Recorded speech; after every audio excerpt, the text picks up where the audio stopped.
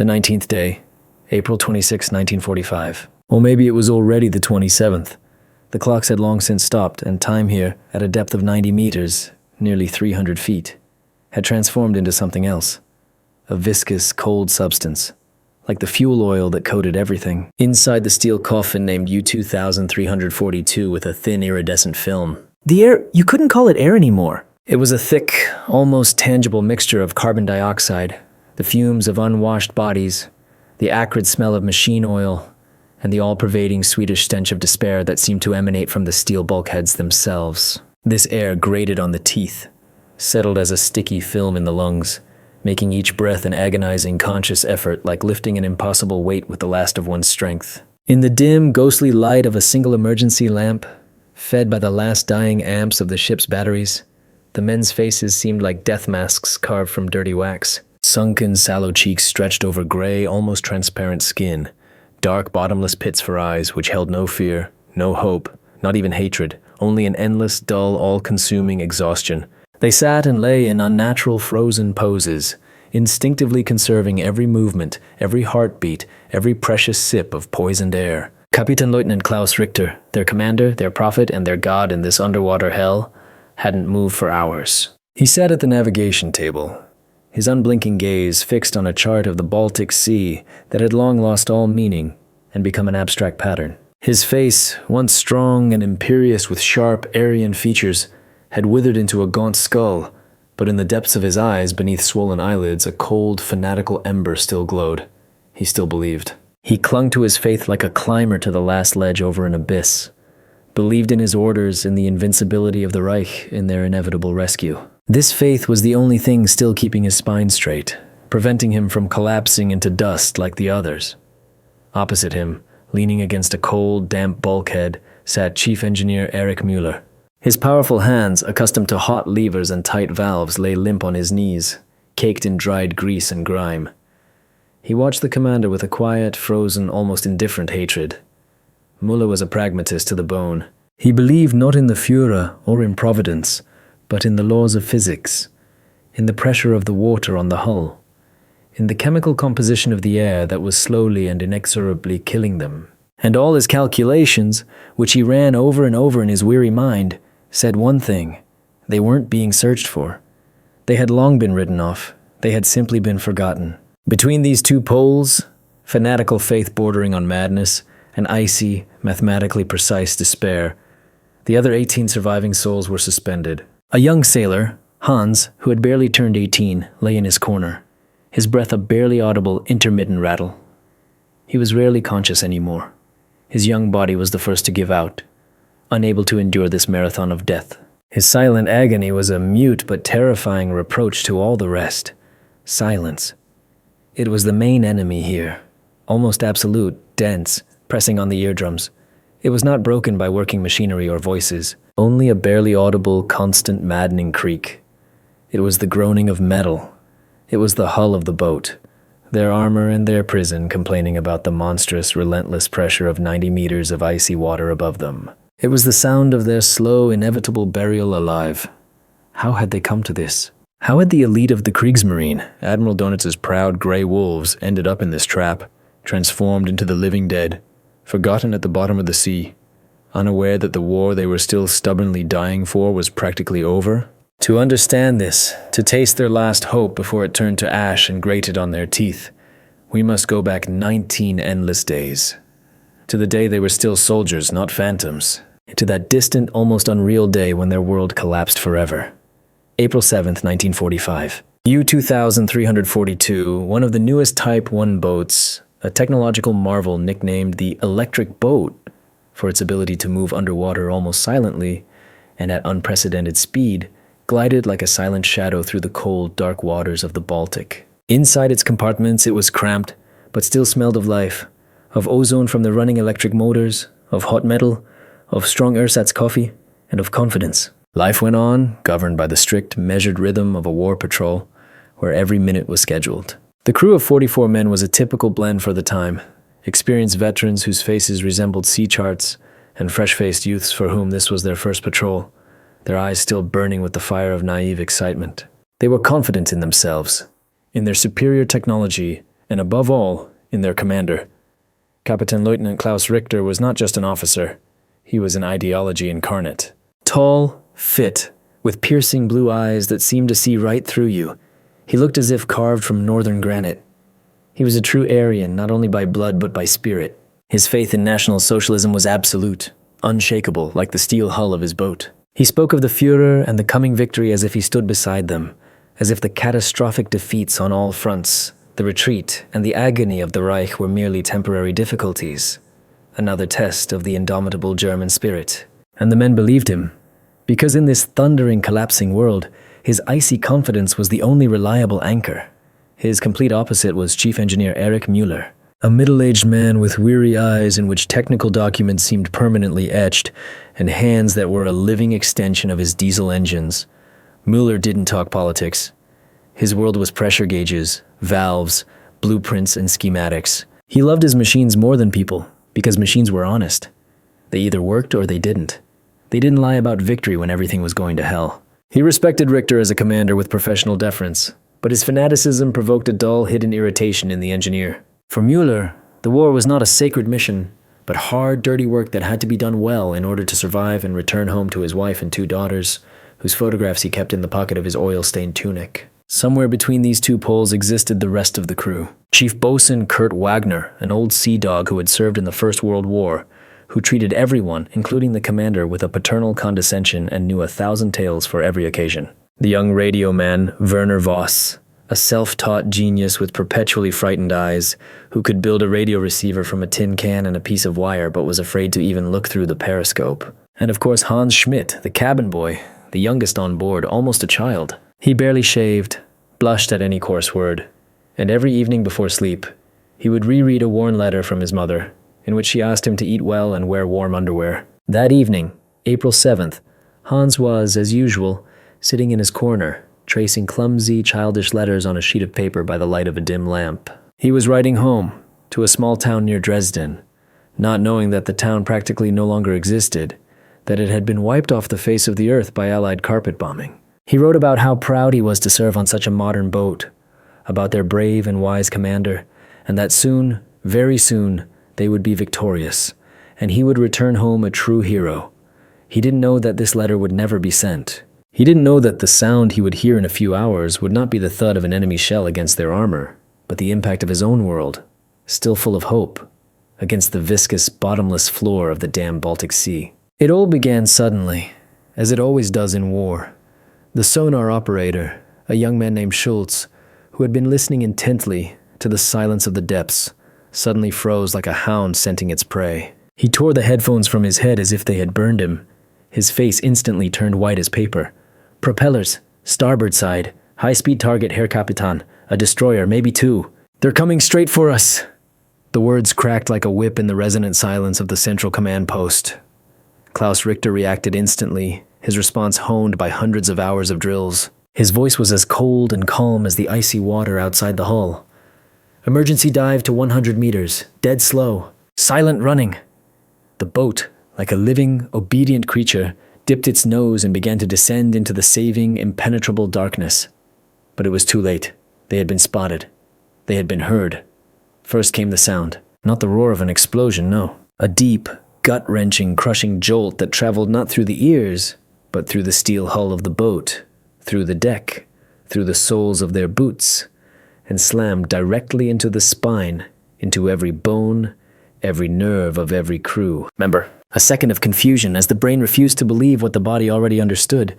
And then, hell. A column of water boiled up 12 meters, about 40 feet, from its side by the explosion of a depth charge, struck the submarine with the force of a gigantic, invisible hammer. The boat was thrown, tossed, and spun in a death dance. The men who hadn't braced themselves were hurled against bulkheads, instruments, and red-hot pipes. Shards of shattered light fixtures rained down. From a damaged pipe, a jet of superheated steam erupted with a deafening hiss, scalding everything in its path. The wounded screamed. Red emergency lighting flooded the compartments with a crimson, hellish glow, turning the scene into something out of the abyss. And then a second impact, closer, more powerful. Something in the aft compartment cracked with a deafening, sickening screech. The boat listed sharply, and everyone understood. They were sinking. Uncontrollably, unstoppably. This wasn't a battle, it was a slaughter. Depth charges were exploding on all sides, enclosing them in a ring of fire that tightened with every second. Richter, clinging to the periscope handle, shouted commands, trying to save the boat, but his voice was drowned out by the cacophony of destruction. Muller and his engineers, risking their lives, scrambled through the engine room, trying to stop the leaks, to patch the wounds of their steel beast, but it was all in vain. The final explosion, the most terrifying, detonated directly beneath the keel. The boat was literally thrown upwards, and then it began to fall into the abyss like a stone. The last thing they heard was the rising roar of seawater and the monstrous screech of metal being crushed like a tin can under a giant's boot. And then, the impact with the bottom. It wasn't sharp, more viscous, drawn out, almost soft, as if a giant sea monster had gently but firmly taken them into its silty embrace. And silence fell, a deafening, absolute, unnatural silence after the hell of explosions. In this silence, only the quiet moans of the wounded, the heavy, ragged breathing of the survivors, and the dripping of water could be heard. Monotonous, merciless, maddening. Drip, drip, drip. It was the sound of their sentence. They were lying on the seabed. Half the crew was dead or seriously wounded. The aft compartments were completely flooded. The radio was smashed to pieces. The diesel and electric motors were out of action. They were trapped in a steel coffin at a depth from which there was no escape. The first few minutes passed in a primal, paralyzing shock. The men just sat in the darkness, unable to comprehend what had happened. Panic hung in the air, ready to explode into collective hysteria. And then Richter's voice cut through, calm, authoritative, icy. He lit an emergency lantern, and its narrow, trembling beam snatched his face from the darkness, pale, with a bruise on his cheek, but utterly resolute. He looked at his terrified, wounded, weeping men, then at the massive, jammed hatch. And in that moment, he knew, if they were to survive, he had to become not just their commander, but their jailer, their prophet and their god. The first hours on the seabed devolved into a ceaseless, surreal nightmare. The emergency lighting flickered, at times plunging them into absolute blackness, then flaring up again, snatching horrifying scenes from the dark. Faces contorted by pain and terror, dark pools of water mixed with fuel oil and blood, overturned and mangled equipment. The air quickly grew stale, heavy, with a metallic taste. The first most urgent task was to assess the losses and the scale of the disaster. Richter and Muller, forgetting their hidden disagreements for the time being, worked together like two parts of a single machine. Richter, as commander, tried to restore a semblance of discipline, his sharp commands pulling men from their stupor. Muller, as engineer, with a grim, funereal methodicalness, inspected the damage, making his way through the twisted compartments. His verdict, delivered in a hoarse whisper in the control room, was bleak. The stern was crumpled like paper. The diving planes were jammed solid. The ballast tanks in the aft group were breached and full of water. Blowing the ballast and surfacing on their own was impossible. They were trapped. When the initial shock subsided, panic took its place. A young sailor, upon seeing his dead comrade, broke down into hysterics, his wild, animalistic screams echoing through the compartments, infecting the others with terror. Someone began to pray loudly, sobbing, while another just stared blankly at a single point, having lost all will and reason. This was the most dangerous moment. A mob driven to despair is more terrifying than any enemy, and Richter understood this. He walked over to that screaming sailor and, without a word, struck him hard across the face. The sailor fell silent, choking on his own scream, and went limp. In the ringing silence that followed, Richter's voice sounded like the click of a rifle bolt. Panic is treason. Anyone who succumbs to it will be considered a traitor to the Reich and will be punished. We are soldiers of the Kriegsmarine. Our duty is to wait. A rescue operation has surely already begun. They will find us. Until then, there is only one law here, my law. It was a bold, shameless lie. He didn't know if an operation had begun. He knew nothing. But this lie was necessary. It was the foundation of steel and will upon which he intended to build their survival. He established a dictatorship, ironclad absolute, first a strict, ruthless inventory. It turned out there were only enough canned goods and hardtack for a few days if divided among all survivors. There was even less fresh water in the tanks. There were only a few sets of regenerative plates for air purification. Richter imposed a brutal ration. 1 biscuit and 100 grams of water per man per day. Breathing was allowed only on command, slowly, shallowly, conserving every atom of oxygen.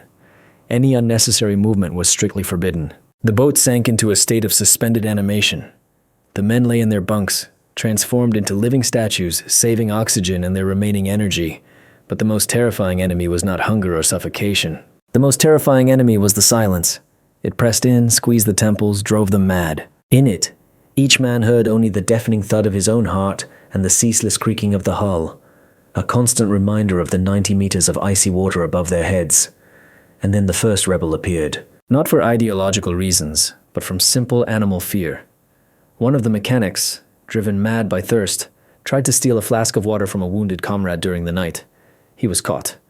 Richter held a show trial. By the light of a single lantern, before a silent, ominous formation of emaciated shadows, he announced the sentence.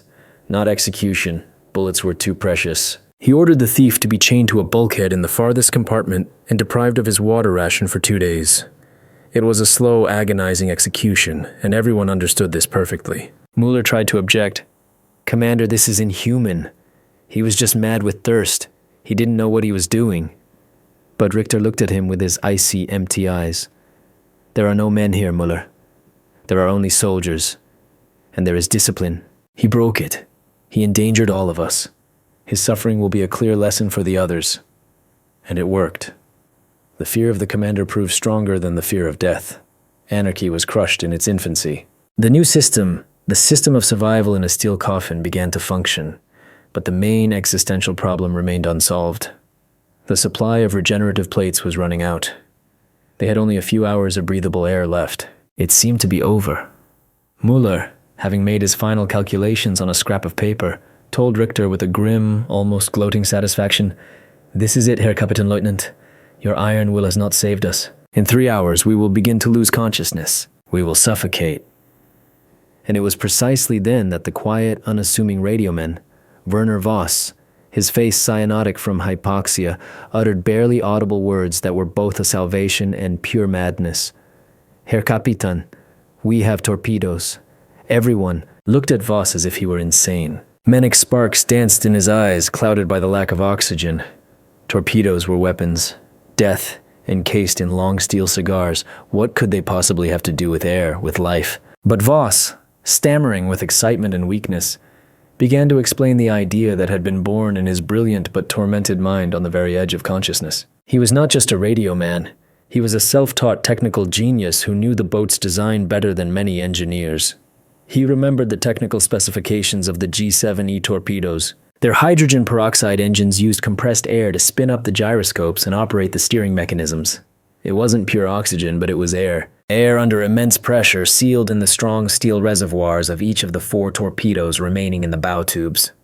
The idea was insane and incredibly dangerous. To get to those reservoirs, they would have to partially dismantle the torpedo's warhead, risking the detonation of hundreds of kilograms of explosives from the slightest spark or careless movement. They would have to use makeshift materials, scraps of hoses, valves stripped from other systems, to create a complex system of regulators to slowly bleed the air into the compartment, drop by drop, without creating an overpressure that could rupture the weakened hull from within. Any mistake, and they would either be vaporized in a cloud of incandescent gas, poisoned by oil fumes, or die of the bends. Erich Müller, after listening to him, just snorted contemptuously at first.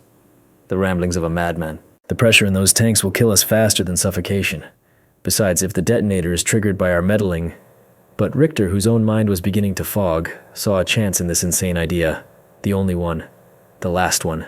He looked at Voss not as a timid youth, but as a prophet, a savior. "Müller, you are an engineer. You will make this work. That is an order." For the pragmatic mechanic, this was a monstrous test. He didn't believe in its success, but an order was an order. Besides, the challenge to his professional skills, his engineering pride, was too great to refuse. Thus began the most surreal and tense operation in the history of the submarine fleet. In the dim light of emergency lanterns, in an atmosphere where every breath was a luxury, Müller, Voss, and a couple of other mechanics who could still stand began to officiate over the torpedo in the first tube. Their movements were slow, measured, like those of sappers in a minefield. Every turn of a wrench, every faint click of metal on metal echoed through the tomb-like silence of the boat with a deep, ominous resonance. The rest of the crew watched them, holding their breath, not daring to even move. This was their last hope, their final gamble with death. They worked for several endless hours, at the absolute limit of human endurance. Their lungs burned, their vision darkened from oxygen deprivation, sweat poured into their eyes. Finally, Muller, his face black with grease and sweat, gave a thumbs up. The improvised system was ready. He slowly, by 1/100th of a turn, opened the valve of the makeshift regulator. A soft, barely audible, divine hiss was heard, and a thin, life-saving stream of air flowed into the compartment. It was cold, with a sharp smell of oil and ozone, but it was air. The men inhaled it greedily, with pleasure, with tears in their eyes. It was like a miracle, a resurrection from the dead. They had defeated suffocation. This was their first real victory. Small, fragile, but it instilled in their tormented souls a new, almost forgotten emotion, hope. They had cheated death. They had learned to breathe again. But they did not yet know that their underwater prison did not forgive those who broke its laws. The hissing of the released air created a subtle, low-frequency vibration that traveled through the steel hull, into the water, and into the silty seabed. It was the sound of life, and this sound did not go unnoticed. There, in the eternal darkness and cold of the Baltic floor, were other inhabitants, those who were eternally hungry, and who were very interested in this new, strange, rhythmic sound. The success with the torpedoes transformed Klaus Richter. The fanatical fire in his eyes, which had begun to fade, flared up again. He saw it not as mere engineering luck, but as a sign from above. Incontrovertible proof that Providence was on their side, that their mission was not yet over, that great Germany had not forgotten its loyal sons. He decided that passive waiting was not enough. They must not just survive. They must build their own state, their own little underwater empire, which would become a model of indomitable German spirit and iron will. The boat was transformed into a harsh, almost monastic order, living by laws dictated by the commander. Richter established a brutal daily routine, scheduled to the minute and scratched onto a bulkhead. Wake up at the signal. A short but fervent prayer for the Führer and the final victory of the Reich. A meager ration that now seemed like a feast for the gods. And then, work. Hard, monotonous, grueling work. Everyone was assigned a task. Muller and his mechanics became the high priests of a new cult, the cult of air. They were responsible for the life support system, taking turns to bleed air from the torpedoes with surgical precision, monitoring its composition with primitive indicators, and constantly seeking ways to improve the makeshift filtration system, even using scraps of their uniforms. Radioman Voss, now one of the most respected men on board, was ordered to try to repair the hydroacoustic station. Like a mad alchemist, he conjured over scraps of wire and damaged circuit boards, trying to assemble ears from the wreckage that might hear salvation. The others were engaged in endless Sisyphean labor, pumping out seeping water with hand pumps, cleaning the compartments of mold and grime, caring for the wounded. Even old bosun Wagner found a purpose. He became the keeper of morale. In a quiet, hoarse voice that sounded like creaking old wood, he told old sea legends about the Flying Dutchman, about mermaids luring sailors into the abyss, about the sea serpent. These simple, unadorned stories were as much a salvation for their tormented souls as the air from the torpedoes was for their lungs. They created an illusion of normality, a reminder that outside the steel box, a world full of wonders and dangers still existed. Richter ruled his empire with an iron fist. Any sign of weakness, any word of doubt was punished immediately and cruelly. By withholding rations, the most terrible punishment in their world, he forced the men to believe. He turned their survival into a sacred ritual. Every gram of water saved, every gulp of air procured, he presented as a small victory in their great struggle for the future of the Reich. And the men, exhausted, hungry, on the brink of madness, clung to this faith like a drowning man to a straw. Their empire gave them not only physical resources, but something far more important, a purpose. They were not just victims of a disaster. They were fighters. They were the last outpost of the Reich, lost at the bottom of the ocean. This illusion was as fragile as ice, but it worked. The days blurred into one endless cycle of work, waiting, and meager sleep in the cold and darkness. But they were alive, they were breathing, and they were waiting. Erich Müller watched all this with a grim, cold skepticism. He performed his job flawlessly. His engineering genius kept this dying organism alive. But he did not share Richter's fanaticism. He kept his own secret ledger in a small notebook. How many calories were left in the hardtack? How many hours of operation the worn-out pumps could withstand, the rate of corrosion of the hull under the pressure of salt water. And his numbers were merciless. They could prolong the agony for a week, maybe two, but no longer. Rescue would not come. He knew this with mathematical certainty. One night, as Richter was once again delivering his fiery speech about imminent rescue and the coming victory, Muller couldn't take it anymore. He approached the commander and said quietly, so that only they could hear, "You're lying to them, Herr Kapitän. And you know it yourself. No one is coming. The war is lost. We are dying here for an illusion." Richter slowly turned to him. In the dim lamplight, his eyes burned with a cold, inhuman fire. "Faith, Muller," he hissed, "is also a resource. And right now, it's more important than water or air. You are an engineer. You give them the means to breathe. I am the commander. I give them a reason to breathe. And if you try to take that reason from them, I will destroy you." Their life had settled into a harsh but predictable rhythm. They had grown accustomed to the hunger, the cold, the perpetual twilight. But not everyone was prepared to live by the laws of the New World. In the darkness of the central compartment, where the discontented gathered, a mutiny began to brew. Muller's words to Richter were just the tip of the iceberg breaking the surface. The engineer was not a conspirator. He was a realist driven to despair. But his doubts, his cold, mathematically calculated hopelessness, began to seep into the crew like seawater through microcracks in the hull. Unwittingly, he became a center of gravity for those who were tired of believing the commander's fairy tales of imminent triumph. These were not cowards or traitors.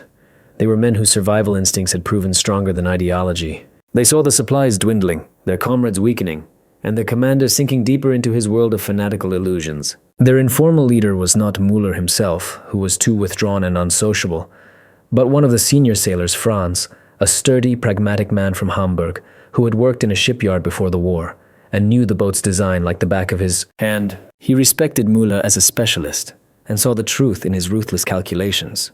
Franz and his supporters, about 10 of them, devised their own plan, daring and desperate. They believed that waiting for rescue was suicide.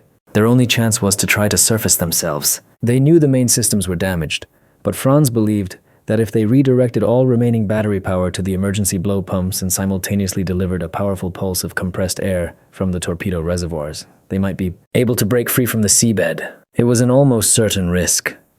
The boat might not withstand the pressure change during the ascent and be crushed, or they could surface right under the keel of an enemy destroyer. But for them, this risk was better than a slow, guaranteed death from suffocation and starvation in this steel grave. The conflict simmered for several days. The boat split into 2 invisible camps. Richter's supporters, inspired by his unbending will, and the party of despair, which rallied around Franz and the silent figure of Muller. The tension became almost physical, hanging in the stale air heavier than carbon dioxide, ready to explode at any spark. The climax came on the 15th day of their confinement.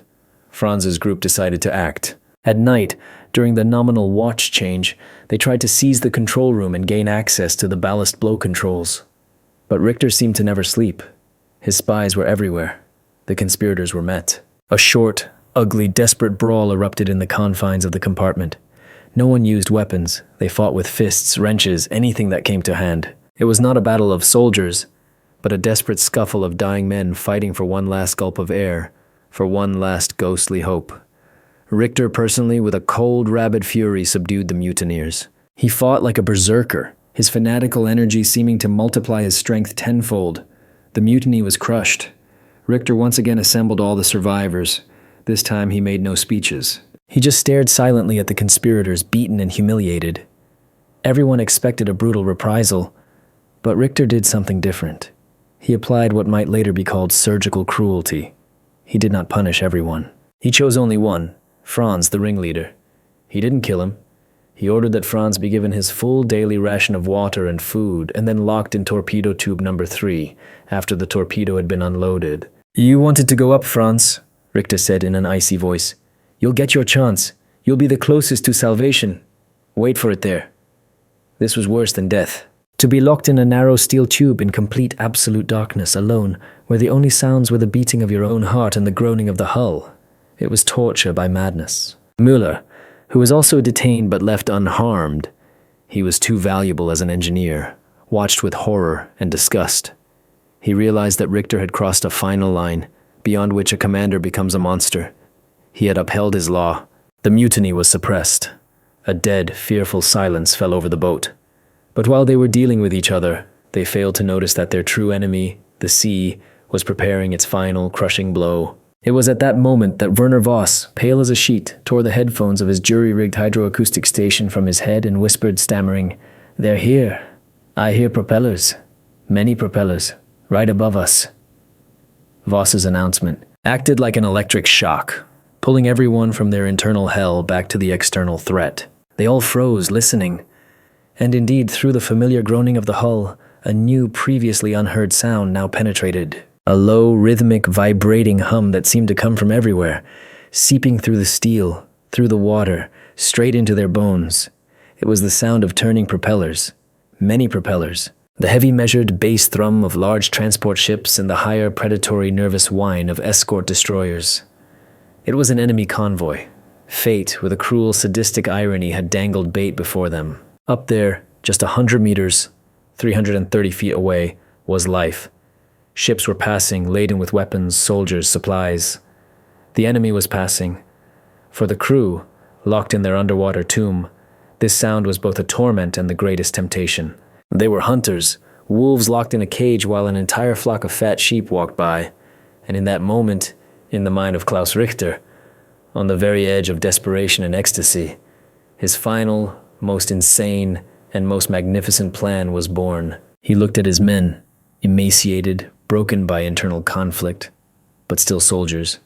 He saw the old, predatory, almost forgotten glint ignite in their dull eyes, and he knew this was their chance, not for salvation, for a worthy death, for immortality. He gathered everyone in the control room. His voice, weakened by hunger, sounded firmer and more confident than ever, booming in the resonant silence. For 19 days we have waited. We have fought against water, suffocation, despair, and ourselves. We have survived. And now the Reich, Providence, God himself gives us one last chance to do our duty. Up there, the enemy is passing. We have one working torpedo left in tube number 4 and the last amps in our batteries. We will not spend them to prolong our pathetic lives for a few more hours. We will spend them to die as soldiers. We will surface and give them one last fight! It was pure, unadulterated madness. To attack a convoy in their condition was guaranteed suicide. But it was exactly what they needed. It was a purpose. A great, heroic, meaningful purpose that at once nullified all their suffering, all the horror of the past weeks. The prospect of dying in battle, taking an enemy transport down with them, was infinitely more appealing than a slow, humiliating fade-out in the cold, stinking darkness. Even Muller, the chief skeptic, was silent. In this madness, there was its own terrible, irrefutable logic. Better to burn out in one bright moment than to smolder forever. The boat came alive. Forgetting hunger and weakness, the men rushed to their battle stations. The energy of despair, the last and most powerful energy, awoke in them. The mechanics, under Muller's direction, began to work their magic on the batteries, squeezing out the last drops of power, redirecting it to the motors and blow pumps. The torpedo men prepared the single remaining torpedo for launch.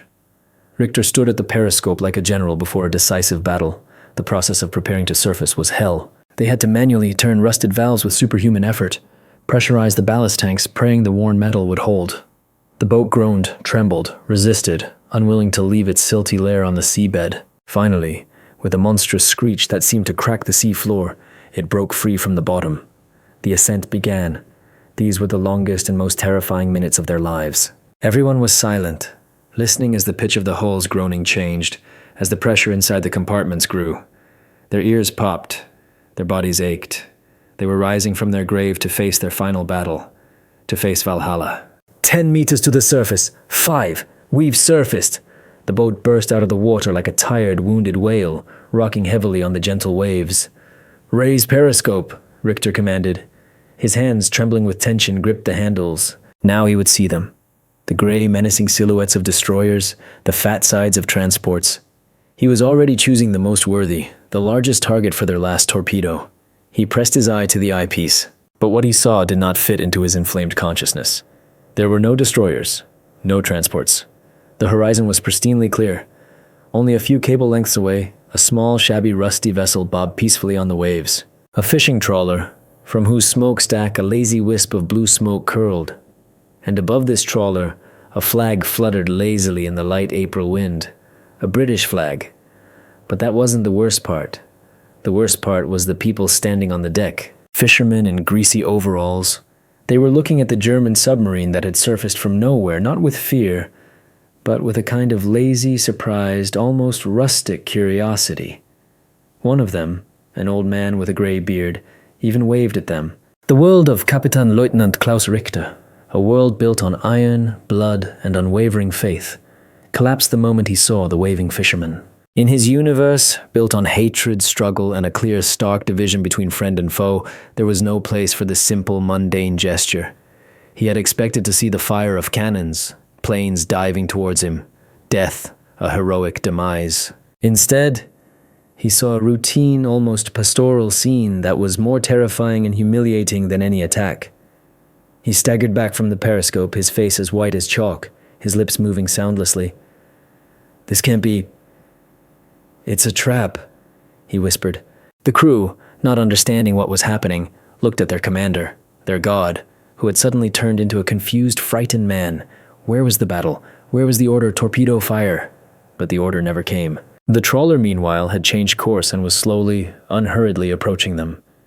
From its side, a voice came through an old rattling megaphone in broken, terrible German. "Hey on the boat, war kaput, finished. You surrender, war kaput." Those two simple, crude words echoed in the control room of U-2342 louder than any explosion. They did not bring relief. They did not bring joy. They brought emptiness, an absolute, all-consuming void. 20 days. 20 days of hell, of hunger, of fighting for every breath of air. 20 days of iron discipline, a suppressed mutiny, of faith in salvation, in victory, in a great mission. All of it had been meaningless, useless, stupid, a farce. They had been dying for a war that was already over. Their feat of survival, their little underwater empire, all of it was a tragic, ugly comedy, played out in a steel box on the seafloor for an invisible audience. The first to break was not Richter. He just froze, turning into a statue of himself. The first to laugh was Erich Müller. He laughed for a long time, hysterically, until he cried, until he hiccuped, until he convulsed. He sat on the floor, hugging himself, and roared with laughter like a madman. In that laughter was everything: relief, bitterness, hatred, and the realization of the monstrous cosmic absurdity of their situation. His laughter broke the tension, burst the dam of shock. The men began to emerge from their stupor. Some cried, quietly, soundlessly. Some smiled stupidly, unable to believe it. Some swore foully, viciously, spewing out all their pain and resentment. Their war was over. Not in victory, not in defeat.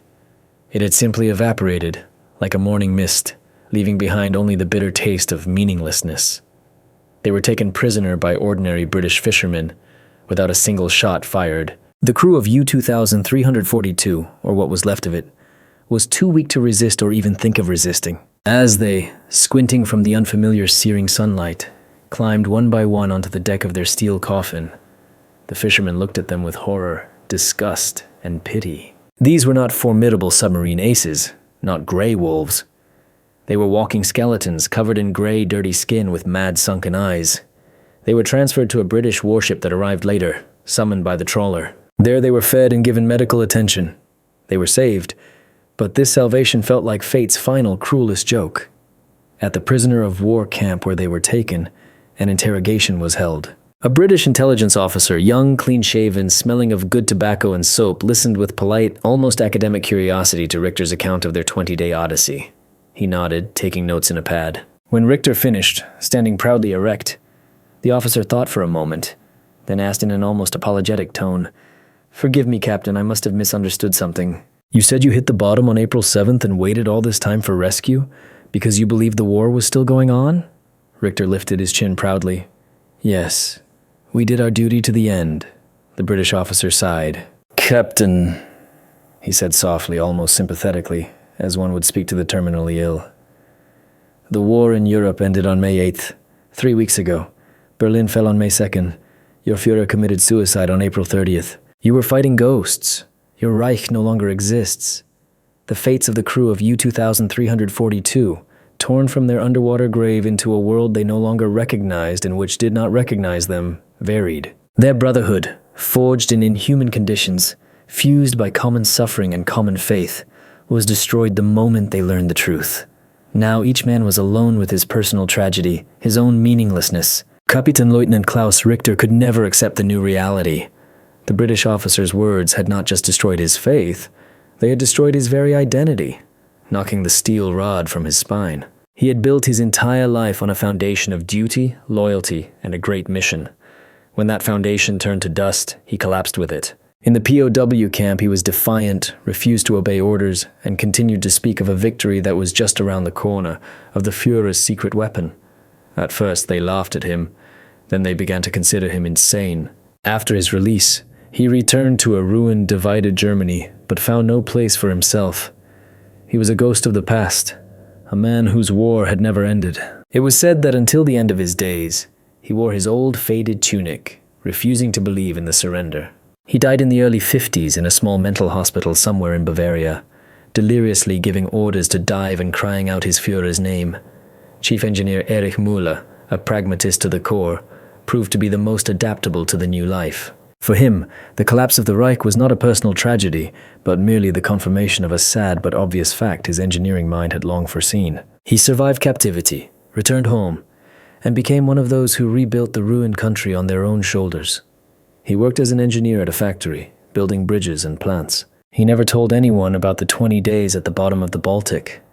That experience remained deep inside him, like an unhealing, festering scar. Sometimes at night, he dreamed of the creak of the hull being squeezed by pressure and the acrid, oily taste of air from a torpedo tank. He lived a long, quiet life and died in his bed, surrounded by children and grandchildren who never knew that their calm, silent grandfather had once been a god of machines in a steel hell. Radio man Werner Voss, the genius whose surprise weapon had saved them from suffocation, found his calling after the war in the new booming field of electronics. His talent was noticed, and it was rumored that he worked in a research laboratory, first in Britain and then in West Germany. He immersed himself in the world of radio waves and transistors, as if trying to hide in this new, clean, logical, and predictable world from the memories of sticky fear and the smell of death. Old bosun Kurt Wagner returned to his native fishing village on the coast. He went back to sea, but this time on a small, peaceful trawler. He would sit on the deck, mending nets and telling young fishermen old sea tales. But never, not with a single word, did he mention U-2342. That story was buried within him as deeply as the boat itself had once lain on the seabed. The fate of the young sailor Hans Schmidt became the most tragic postscript to this story. He never learned that the war was over. He died on the 19th day of their confinement, just a few hours before Richter made his final, fateful decision to surface. He died of exhaustion and suffocation, clutching an unfinished letter to his mother in his cooling hand, in which he promised to return home soon, a hero. His death, which at the time, in the darkness of the compartment, seemed a part of their common struggle, was transformed by the news of the surrender into a symbol of the absolute, monstrous, universal meaninglessness of their sacrifice. They outlived him by only a single day, but that day separated their worlds forever. The official history of the Second World War is a history of great battles, strategic decisions, and the movement of front lines. It is a history of maps, arrows, and generals' memoirs. In this history, there is no place for the submarine U-2342 and its crew. In military archives, it is most likely listed as Missing in Action, April 1945. A simple anonymous line in a long list of losses. Their incredible 20-day odyssey, their struggle for life at the limits of human endurance, their small underwater empire built on the will of one man and the genius of another. All of it was classified, buried under the heading of inconvenient truth, or simply dismissed as an insignificant episode. To the victors, their story was merely a curious case, a funny anecdote about stubborn, foolish Germans. To the vanquished, it was a painful reminder of a total collapse, of the madness that had consumed an entire nation. No one was interested in this story becoming public knowledge, and so the feat of these men was erased, expunged, forgotten. But history is not only archives and official documents, it is also human memory, a whisper, a legend. And the story of U-2342 survived. It did not die with its last participants. It was said that among the British fishermen who worked the southern Baltic, a tale of a Flying Dutchman with a swastika circulated for a long time. Of a ghostly German submarine covered in rust and seaweed that would sometimes, on foggy nights, surface silently from the depths. A lone captain's figure on its bridge, staring at an empty horizon in search of an enemy who would never come. Among the former German submariners who survived the war and gathered in portside taverns, this story became a dark, cautionary legend, told in whispers over a mug of beer. The legend of the forgotten crew, of men who were so loyal to their duty that they continued to fight even after peace had been declared. This story is not a chronicle of military heroism. It is a parable. A parable of how the strongest faith can become the most terrible curse. Of how the will to live, pushed to its absolute limit, can prove to be monstrously meaningless. It is a reminder that the most terrifying enemy in war is not the enemy soldiers or the depth charges. The most terrifying enemy is oblivion. It kills not the body, but the meaning. It turns heroism into madness and sacrifice into a ridiculous tragicomic accident. The crew of U-2342 won their battle against the sea, the cold, suffocation, hunger, and madness. But they lost the war against time and memory. And yet, as long as we tell this story, their struggle was not in vain. It becomes a reminder that behind the dry statistics of casualties, there are always living human souls, and that even in the deepest darkness and the most hopeless situation, man is capable of the incredible, even if it is never written down in the history books.